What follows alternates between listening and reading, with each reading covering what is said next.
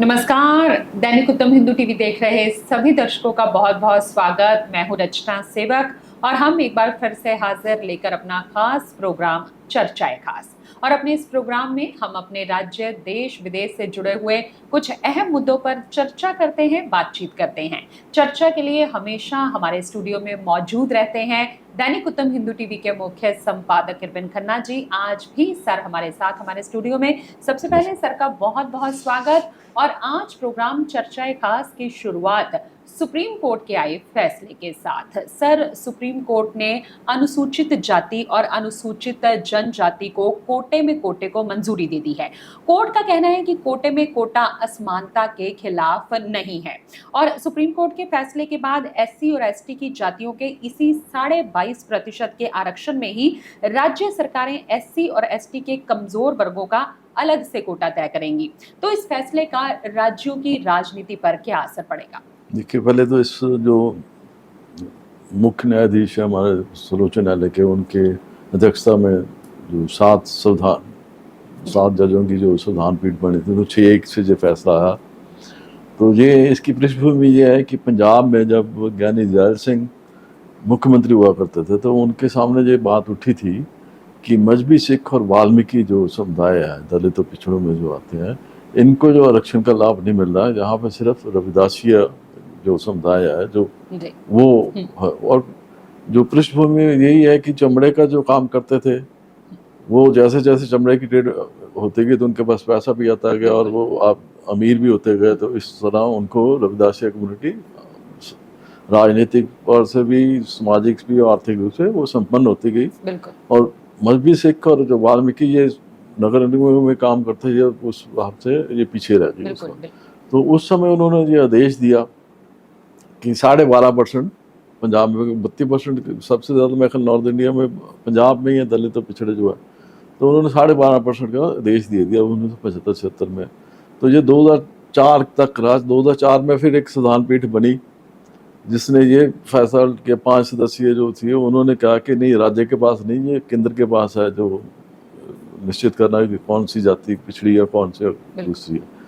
तो वही मुद्दा, उसकी अपील चलते चलते सर्वोच्च न्यायालय के पास पहुंची। अब सर्वोच्च न्यायालय ने ये कर दिया कि राज्यों के पास है।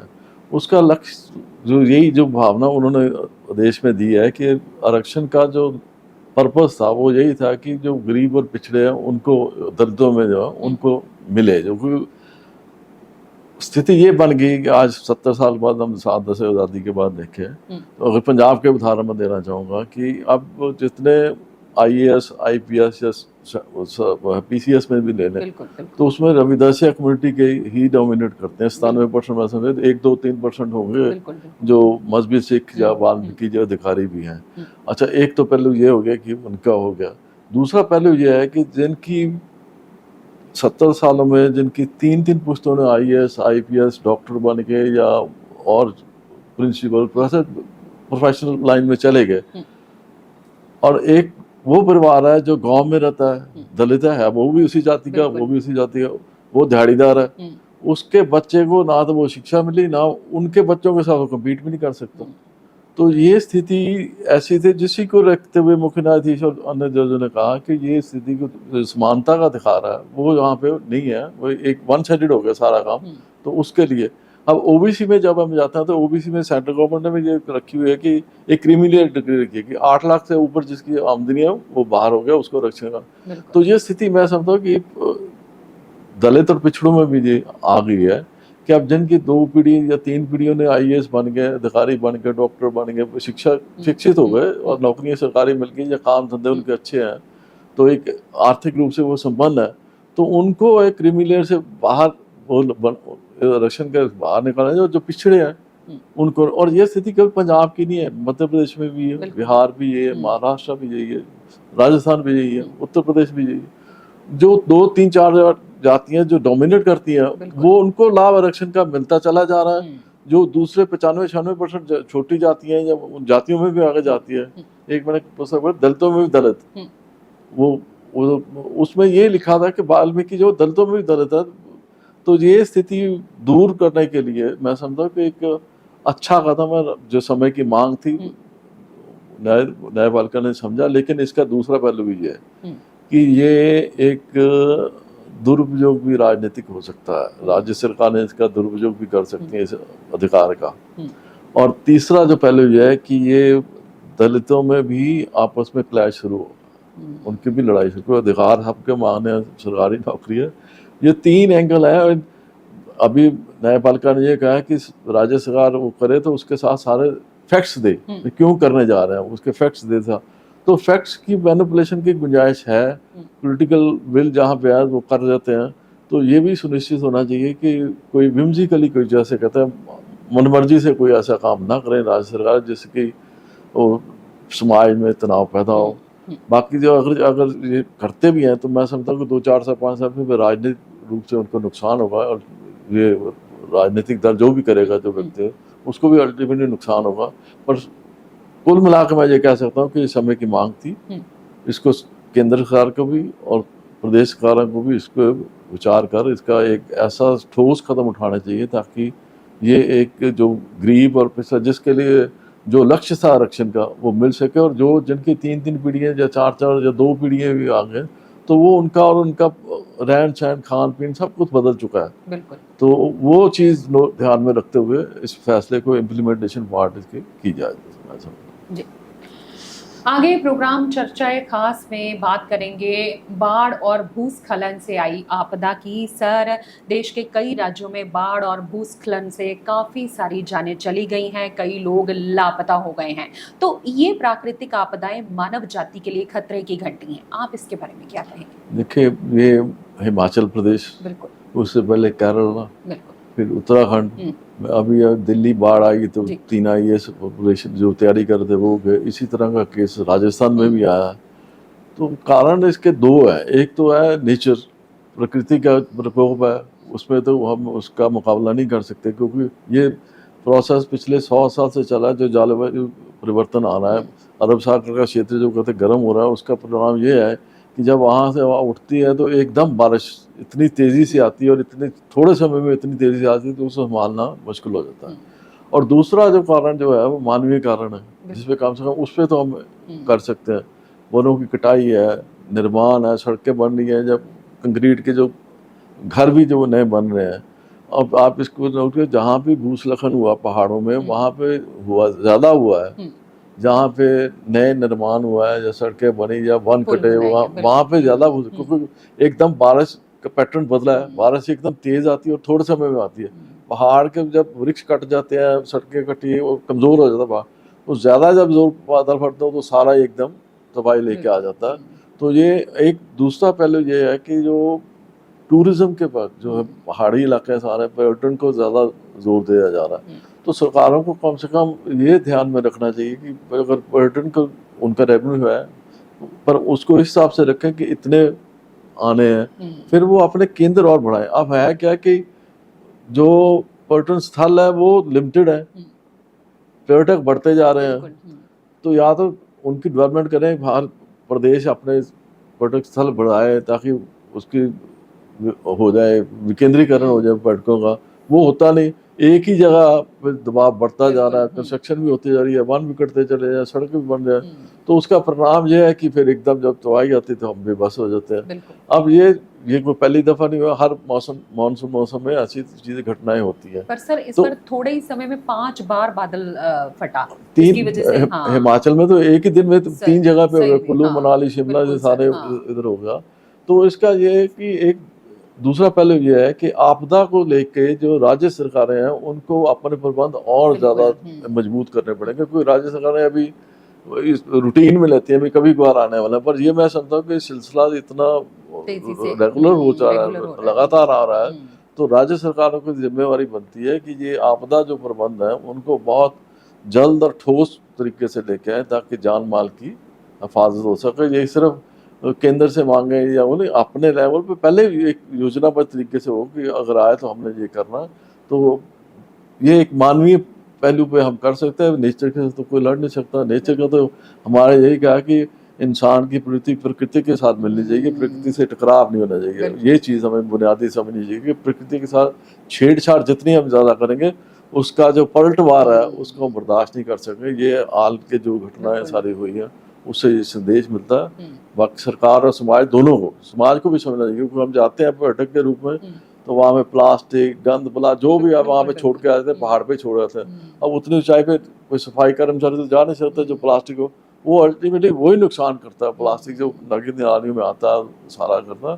तो पर्यटक की भी एक जिम्मेवारी है, सरकार की भी है, समाज जो लोकल है रहने वाले उनको भी है कि वो भी सतर्क रहे। कोई ऐसी कोई हो तो जागरूक होकर सारा काम बनेगा। ये एक अकेले का काम नहीं है, सारे मिलके करेंगे तो बात बनेगी। बिल्कुल। आगे प्रोग्राम चर्चाए खास में चर्चा करेंगे इंदौर के एक अजीबोगरीब मामले की। सर, आजकल बच्चे मोबाइल और टीवी पर ज़्यादा रहना पसंद करते हैं। मोबाइल देखना तो जैसे उनकी हॉबी सी हो गई है, और पेरेंट्स इस मामले में बच्चों को समझाते भी हैं और डांटते भी हैं। लेकिन इंदौर में बच्चों ने कुछ ऐसा किया है कि उनके माँ बाप ने उन्हें मोबाइल और टीवी देखने से रोका था। महज इस बात को लेकर उन्होंने पुलिस में अपने माँ बाप की शिकायत दर्ज करवा दी है। अब माँ बाप ने इस मामले को हाई कोर्ट में चुनौती दी है। तो आप इस हैरानीजनक मामले के बारे में क्या कहना चाहेंगे? देखिए, ये विदेशों में बस में सुनते थे हम ऐसे कि बच्चे डायल करते हैं, पुलिस आ जाती है घर में माँ बाप के। और अब ये हिंदुस्तान में हो गया है, मध्य प्रदेश में जिसकी बात कर रहे हैं, वो वहाँ के इंदौर उच्च न्यायालय ने उनको राहत दे दी है दंपति को, उनकी एक राहत, उनको एक बात सुनी गई। लेकिन ये हमारे लिए केवल एक इंसिडेंट घटना ना लें इसको, ये परिवर्तन देखें कि हमारी संस्कृति में, हमारे धार्मिक ग्रंथों में माँ बाप को प्रत्यक्ष देवता है। ऊपर वाले देवता तो हमने देखे नहीं, जिन्होंने हमें जन्म दिया पाला पोसा, वो उनको कहते हैं ये प्रत्यक्ष देवता। और इनको खुश करने के लिए हर प्रयास करना चाहिए, कर्म ऐसा होना चाहिए कि ये हमेशा खुश रहे, क्योंकि इनका आशीर्वाद मिलेगा, माँ बाप का आशीर्वाद मिलेगा तो इंसान प्रफुल्लित होता है। और माँ बाप, और ये थाने में चले गए बच्चे, तो इसमें आप ये कह के भी हम अपना पीछा नहीं छुड़ा सकते कि बच्चों ने ऐसा किया। बच्चों को जो घर का माहौल है, क्योंकि ताली एक हाथ से नहीं बजती, माँ बाप की भी भूमिका उसमें। होता क्या है कि पहले संयुक्त परिवार थे, दादा दादी या नाना नानी या ताया ताई जो भी बीच में थे, वो बच्चों को टाइम दे देते थे, बच्चों से कहानियाँ, बच्चों से बैठना, समय देना। अब एकल परिवार है और उसमें मियाँ बीवी, एक बच्चा या दो बच्चे, अच्छा उसमें से भी अधिकतर जो है वो काम कर रही है। वो जब काम काज में जाना है तो वो बच्चे को जब घर का काम करना, तो बच्चा अगर कुछ मांग रहा है तो वो बचपन को या तो टीवी के आगे बिठा देंगे, अच्छा थोड़ा बड़ा हुआ तो मोबाइल पकड़ा देंगे। अच्छा वो आदत, जब अपना समय देना नहीं, बच्चे का जो टॉय थे वो तो ख़त्म हो गए, वो आगे मोबाइल आ गया या टीवी आ गया, उसके आगे बैठे, जैसे वो देखता देखता बड़ा होता जा रहा है, फिर उसको लत बन जाती है। जब वो उसको टोकना शुरू करते हैं तो फिर वो रिएक्ट करता है। ये रिएक्शन है जो बच्चों का हुआ, जो क्रिया की प्रतिक्रिया। उन्होंने डांटा दबता, और स्थिति आजकल ये होगी कि एक मानसिक रोगी की तरह हो गए बच्चे, उनको रोको तो वो अपना आपा खो जाते हैं।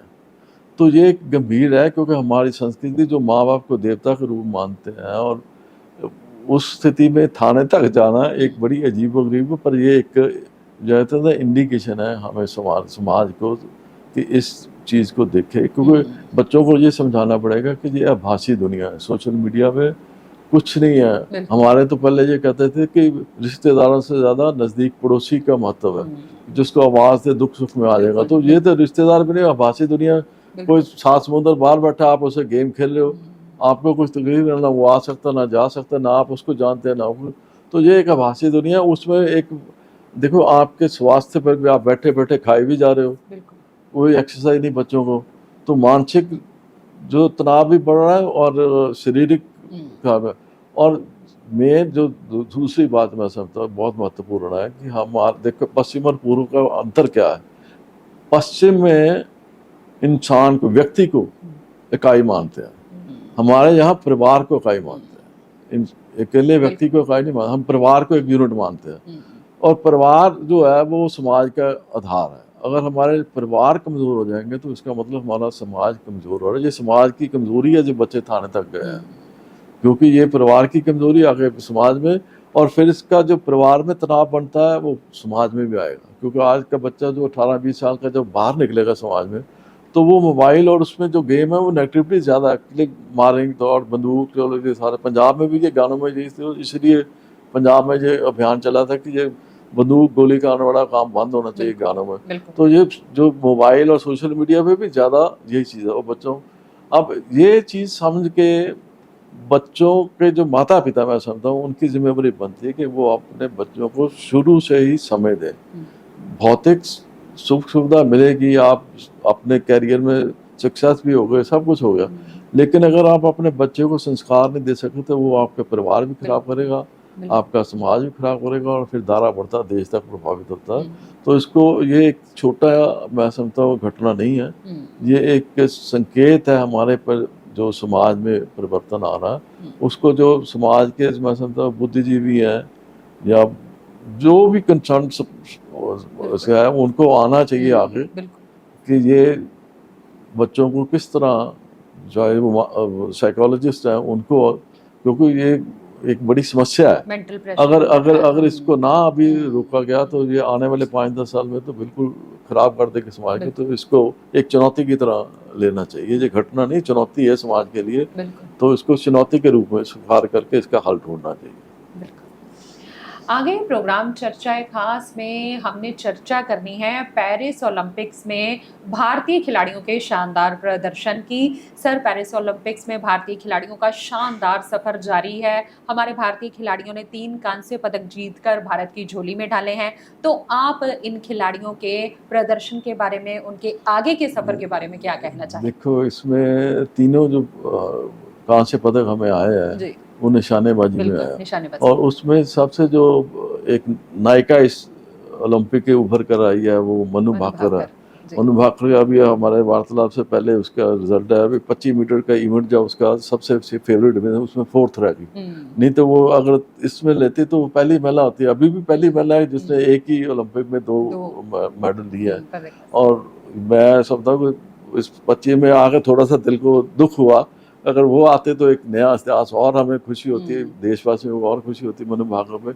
क्योंकि पिछली ओलंपिक में इसकी पिस्टल की जो कमी के कारण उसमें कोई खराबी आई, उसका एंगल जो था उस समय निशाना नहीं लगता था, तो पहले राउंड में बाहर निकल गई। तो उस समय उससे डिप्रेशन में गई, और उसके बाद उसकी इच्छा शक्ति, उसकी अपनी एक मेहनत, उसके कोच की मेहनत जसपाल राणा, जिसके उन दोनों मिलकर टीम इवेंट में उसने एक नया इतिहास रचा। उसके साथ सर्वजोत सिंह जो वो, और इसके साथ शुभमन विशाल है, ये तीनों जो इन्होंने एक नया। और उसके साथ साथ अगर हम देखें तो हॉकी में अभी जो रात कल ही आया कि ऑस्ट्रेलिया को 50 साल बाद हमने हराया, ये भी एक जोश पंजाबियों को खास करके हॉकी से प्रेम है, तो वो ये हमारे लिए खुशी का है। तो क्वार्टर फाइनल से पहले ये स्थिति उनको आई, तो ये मैं समझता कि खिलाड़ियों को और ताकत देगी और अच्छा प्रदर्शन करेंगे। इसके साथ एक जो पहली अगली बैडमिंटन के साथ जिस खेल में मैं भी खेलता रहा हूँ, वो लक्ष्य सेन का जो सेमीफाइनल में, वो भी पहली दफ़ा ओलंपिक में एक कोई खिलाड़ी, इंडियन खिलाड़ी सेमीफाइनल में पहुंच गया।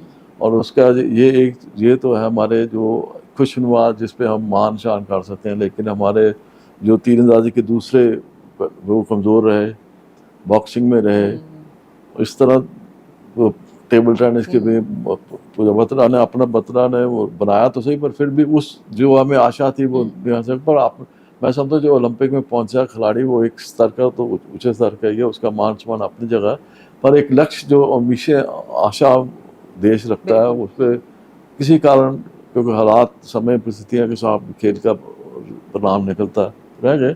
पर असली मुकाबले हमारे कल 4 तारीख से लेके 8 तारीख तक नीरज चोपड़ा है, बॉक्सिंग के है, हॉकी के है, ये आगे वो उसके नौकायान के आएंगे। ये 4 से 8 के मैं समझता हूँ कि जो 3 से है हमारी जो आगे पदक की वैल्यू बढ़ेगी। हम अपना स्थिति अभी हम 45वें स्थान पे हैं, तो पहले 10-12 में आए, तो ये है। दूसरी बात जो है, एक बात और जो अभी पिछले बजट में खेल इंडिया जो रखा था इन्होंने, जो अभी कंट्रोवर्सी अब शुरू होगी उसकी, उसमें राज्यों को खेल प्रोत्साहन के लिए जो धन रखा गया, उसमें पंजाब, हरियाणा या इनमें इनकी बजाय यूपी, उधर बिहार, इनको ज़्यादा दिया गया, जबकि खिलाड़ी इस तरफ गए। ये एक विवाद शुरू हो गया। तो मैं समझता हूँ कि अगर हमने देश ने खेलों में आगे निकलना है तो इस तरह का विवाद दुखदायी है।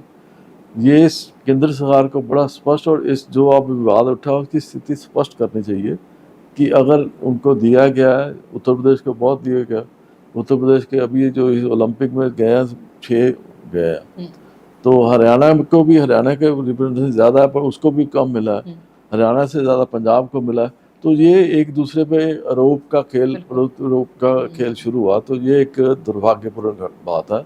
केंद्र सरकार और राज्य सरकार दोनों को मिलकर जो स्थिति है, अगर आरोप लग रहा है तो अभी तो केंद्र सरकार को बजट ऐसे चल रहा है, सारा उसमें क्लैरिटी होनी चाहिए भी हाँ क्यों, क्योंकि अगर खेलों में हमने आगे निकलना है तो फिर खेल में राजनीति शुरू हो गई, ये खेलों का सारा एक गुटबंदी आ गई, तो फिर ओलंपिक क्या दूसरे क्या, फिर उसमें हम मार खाएंगे काम। क्योंकि जो देखो मनु भाकर को भी सरकार को 2 करोड़ रुपया खर्च हुआ उसकी कोचिंग में सारा बाहर जाने।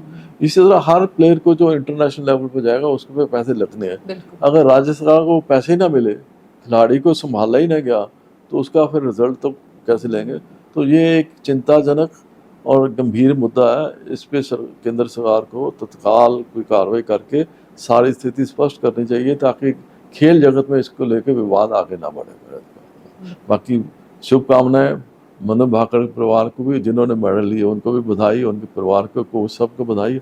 आशा करेंगे कि अगले 4 दिनों में अच्छे परिणाम हमारे सामने आए और देश का नाम रोशन करें ये खिलाड़ी। तो ये था हमारा आज का प्रोग्राम चर्चाएं खास। आज के लिए चर्चा को हम यहीं पर देंगे विश्राम। अगले हफ्ते फिर आपसे इसी प्रोग्राम में होगी मुलाकात। तब तक के लिए मुझे रचना को और सर को दे दीजिए इजाजत। नमस्कार।